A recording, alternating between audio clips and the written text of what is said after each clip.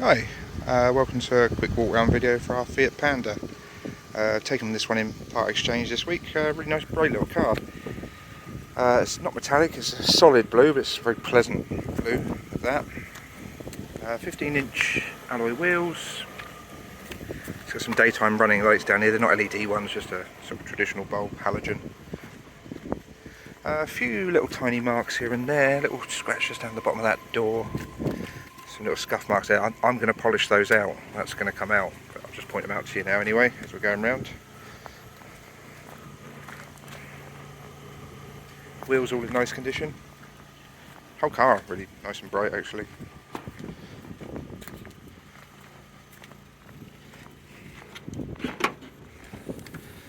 Reasonable sized boot given that it's a tiny car. Parcel shelf is present. I'll try and do this with one hand here. In there we have the belt and braces, so it's space saver spare wheel and an inflation kit along with all your tools. I'll just check in there, that should be the locking wheel nut as well.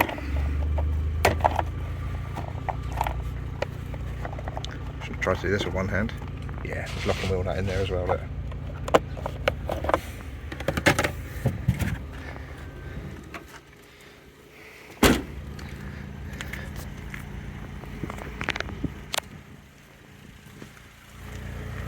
A few little curb marks on that wheel. Little scuff on the bumper there as well. Again, I'm going to have a little go at polishing that because I think I can make that look a bit nicer than it does now. Other thing that I plan to have a look at, just the black paint on a couple of these roof bars. It's got some spots on the way down. I can give those a little touch in as well. But just so you've seen it, you know, in its raw form if you like.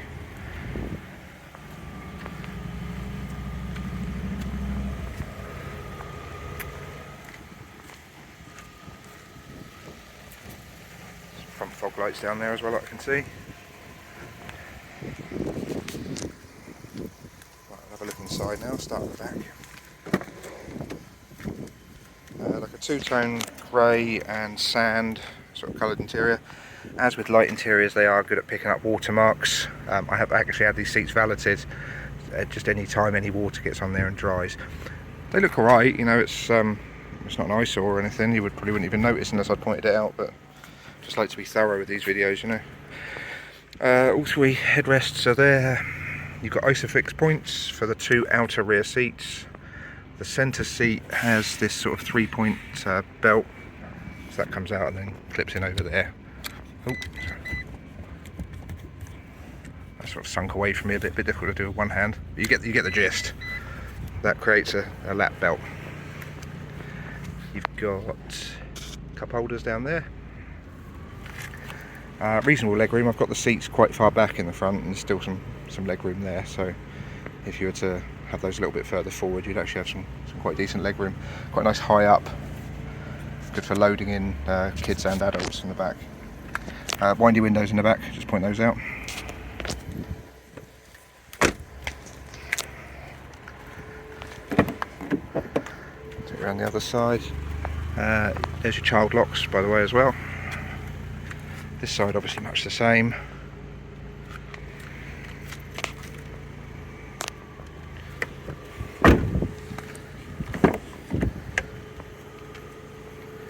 Into the front seat's also in nice condition.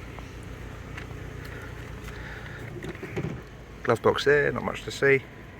And then you've got another sort of area here for storage, and up on there is your passenger airbag. Okay, we'll go around to the driver's perspective now. Have a look at the controls there.